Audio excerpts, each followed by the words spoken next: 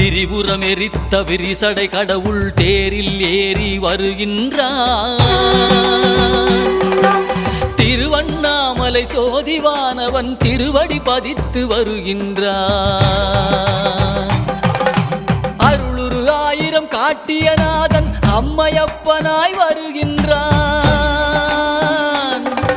கைலை மேவிய உமையொரு பாகன் அருளை வாரி தருகின்றான். அண்ணாமலையான் வருகின்றான், அருளை வாரி தருகின்றான். அண்ணாமலையான் வருகின்றான், அருளை வாரி தருகின்றான்.